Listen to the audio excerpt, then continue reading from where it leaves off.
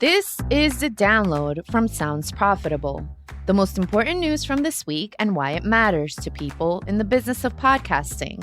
I'm Manuela Bedoya. And I'm Shreya Sharma. The download is brought to you by Magellan AI. Track the trends in spend, ad load, podcasts on YouTube, and more with Magellan AI's advertising benchmark report for Q4. Available now. You can find a link in the description or visit magellan.ai. This week, why news outlets are podcasting on YouTube, how advertisers could target co-listeners, and S&P revises ad spend prediction for 2023. Let's get started. Last Friday, Marketing Brew's Jasmine Sheena published a brief recap of new predictions from S&P Global Ratings. Good news, ad spend is expected to grow 2.8% this year, a 0.2% increase from a previous version of the same prediction. Things are looking up. On top of the overall ad spend growth, S&P predicts digital should grow 9% and outdoor advertising would grow by 5%. TV is forecast to drop 8.1% and radio is expected to be down 10%. What happened to all the doom and gloom advertising was anticipating? S&P Senior Director of U.S. Media and Telecommunications Naveen Sarma told Marketing Brew, quote, "Our economists forecast that a recession, while it could happen later in the year than we had originally anticipated, will also likely be milder than what we anticipated at the beginning of the year." End quote. The current prediction is a quote-unquote very shallow recession during the second and third quarters of the year. This prediction is fueled by a relatively recent development in how advertising and the economy interact. Another quote from Sarma, "Historically, advertising was always a lagging indicator of economic activity. Economies went into the recession or started to slow down, and then you started to see advertising start to slow a quarter or two later than the GDP numbers that we are looking at." End quote. Now, thanks to how fast digital ads can be sold, advertising can be a leading indicator instead of lagging one. Where in previous recessions like 2008 and 2001, Sarma says last year saw a slowdown precede the beginning of economic concerns. So while we're not out of the woods with recession predictions, advertising as an industry is up and will continue to increase.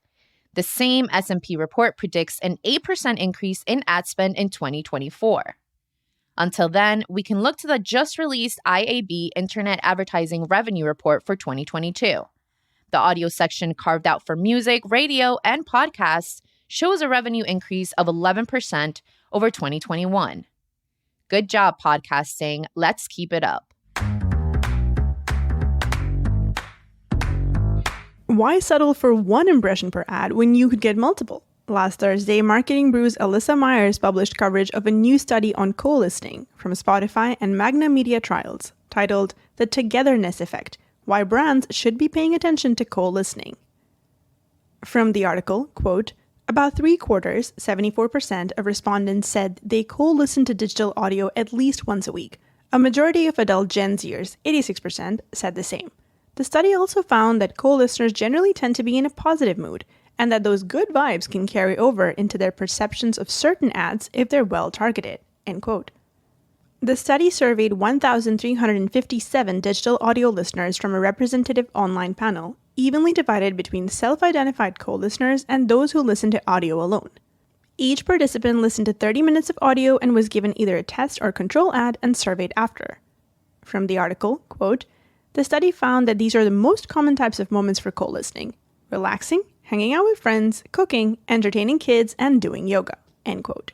It might be time for advertisers to specifically target instances of co-listening. The study notes a 17% increase in search intent and a 10% higher willingness to learn more about a brand from respondents who co-listened with podcasts over those who co-listened with music. Converting one person with one ad is good. Converting multiple people in the same room at the same time is the stuff dreams are made of, and podcasts are proving to be a prime delivery method. This Tuesday, Neiman Lab Deputy Editor Sarah Skiri published an overview of how different news outlets have embraced podcasting on YouTube. From Skiri's article, quote, "The platform recently rolled out a dedicated podcast tab and upgraded featured podcasts to include shows from the New York Times and NPR. Several news organizations stressed to me that YouTube appears, to them, to still be refining its podcast strategy, and said they're waiting to see what shakes out before jumping on with their own content. End quote. While some wait on the sidelines, others have embraced the platform and found positive results. ESPN's VP of Digital Production, Mike Foss, told Skiri the network has gone from 2 YouTube podcasts to over 28 this past year. Their success thus far on the platform is attributed to 2 things: YouTube Shorts and long-form content. ESPN found significant traffic increase by converting humorous or heartwarming sports content into bite-sized videos for YouTube Shorts. Then, with long-form content, the outlet started presenting half-hour pregame live streams before major ABC and ESPN events. With high retention rates from the streams and their associated videos, Foss said, quote, "The natural progression for us was to begin to do this at scale and with more regularity with podcasts," end quote. NPR, having been keyed into podcasting for quite some time, uploads around 65 episodes to 25 active podcasts weekly on YouTube. From the article, quote, "The audio heavyweights host its podcast on a dedicated YouTube channel with roughly 34,500 subscribers, plus additional channels for Planet Money, Fresh Air, NPR Daily News, NPR Entertainment, and Alt Latino," end quote. According to NPR, good performance on YouTube has not cannibalized podcast performance on other platforms. Currently, the bulk of NPR's social media push is on Instagram and TikTok, particularly with NPR Music. Still, YouTube's massive size seems to help in finding audiences who otherwise wouldn't see similar content on other platforms. Keith Jenkins, VP of Visuals and Music Strategy at NPR, says, quote, "We don't do this in isolation. We do this as part of our overall podcast strategy and part of our overall content strategy. We've got levers and we're pulling and pushing, and this is one of them.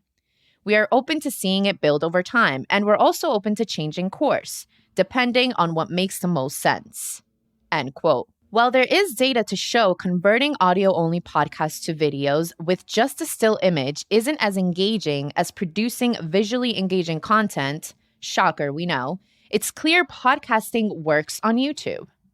Podcast-focused businesses with the size and bandwidth to incorporate a regularly uploading YouTube channel into their workflow could be leaving money on the table. We're in a honeymoon period with both YouTube Shorts getting excellent traffic and new podcasting tools being rolled out for the YouTube Podcast tab. Enough people have jumped in the YouTube pool. It's become a safe bet to say the water's fine. Finally, it's time for our semi-regular roundup of articles we're calling Quick Hits. These are articles that didn't quite make the cut for today's episode but are still worth including in your weekend reading. This week, the 2023 Quill Podcast Awards nominations are now open. Public nominations will run until April 24th, with finalists announced on May 4th and winners announced on May 17th. Eligibility guidelines and categories can be found on Quill's website, link in show notes. OxfordRoad has published a new study titled Solving Audio Ad Attribution. The white paper aims to teach marketers how to improve performance at scale and proposes vanity URLs, quote-unquote, no longer cut it. A month after the collapse of Silicon Valley Bank, the fallout is just beginning for the ad industry, by Seb Joseph and Marty Swant for Digiday. A substantial breakdown of the aftershocks from the SVB collapse and what impact it'll have on advertising. And that was The Download, brought to you by Sounds Profitable. Today's episode was built using Spooler and hosted on Art19. Find out more at spooler.fm and art19.com.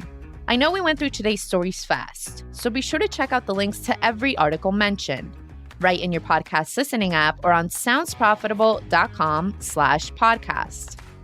And thank you for sticking with us as we bring you the top stories you might have missed from the past week. I'm Manuela Bedoya. And I'm Shreya Sharma. Our producers are Ryan Barletta, Gavin Gaddis, and Tom Webster. Special thanks to Art19 for hosting The Download, and thanks to you for joining us. Robot? Download complete.